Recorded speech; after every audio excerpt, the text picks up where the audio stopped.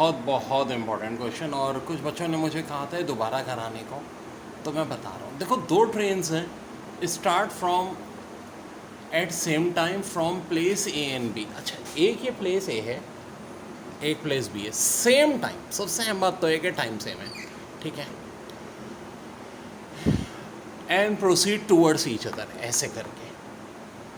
Eight एक की speed है 72 किलोमीटर पर आवर, एक की है 60 किलोमीटर पर आवर, ठीक है जी, रिस्पेक्टिवली।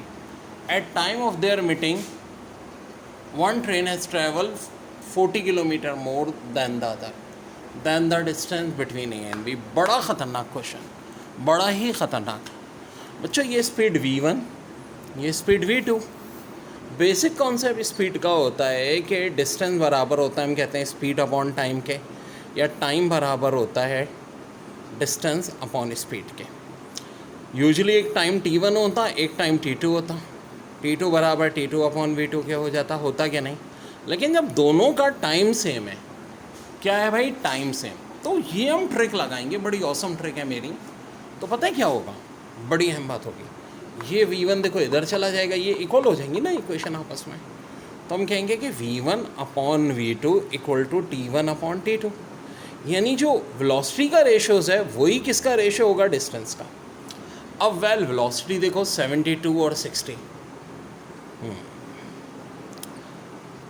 12 के टेबल से कट रहा है, तो इनका रेशियो आ रहा है 6:5। तो डिस्टेंस का रेशियो भी क्या होना चाहिए, एक तो 6:5 होना चाहिए, ठीक है। अब ये मेरी बड़ी ज़बरदस्त ट्रिक होती है। देखो, 6 और 5 में कितने का फ़र्क है, एक का है कि नहीं भाई। 6 और 5 में एक का फ़र्क होता है ना। अब क्या कह रहे हैं कि इन दोनों में फ़र्क कितने का है, 48 किलोमीटर। ज़ाहिर है जिसकी स्पीड ज़्यादा है ज़्यादा दूर गया होगा, तो ये एक यूनिट बराबर हो जाएगा 48 किलोमीटर के।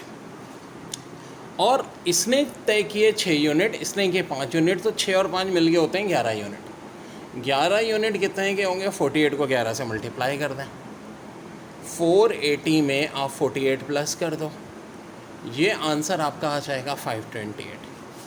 क्या आ जाएगा बच्चों, 528, और यही आपका आंसर है। और बड़ा प्यारा सवाल NED के पास है पर सही, sec 9x 10x dx।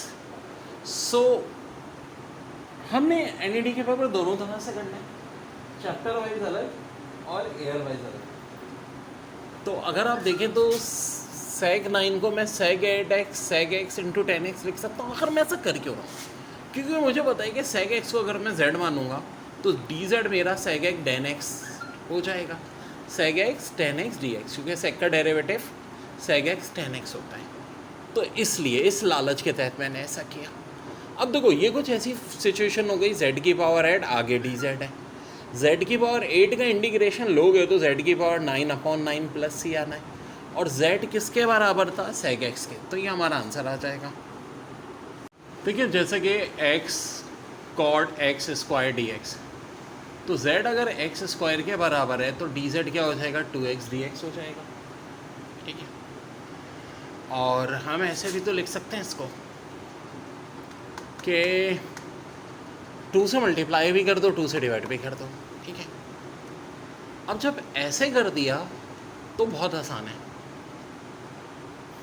cot z आ गया, आया क्या नहीं भाई, x स्क्वायर को मैं लिख सकता ना cot z, और ये 2x dx क्या बन गया, dz बन गया। बड़ा सिंपल है, cot z का इंटीग्रेशन लेना है। अब ये 1/2 जैसे बाहर है वैसे ही रहेगा। cot z का इंटीग्रेशन होता है ln sin z। अब ये अलहदा बात है, z हमारा खुद किसके बराबर था, x स्क्वायर के, तो हो जाएगा 1/2 ln sin x square plus c। तो डेर ये NED के मैथ्स के पेपर से मैंने भी आज फ़िलहाल जो भी करा रहा हूँ मैं आपको इंटीग्रेशन का टॉपिक, ठीक है जी। एयर वाइज तो अलग खैर होगा है सिलसिला।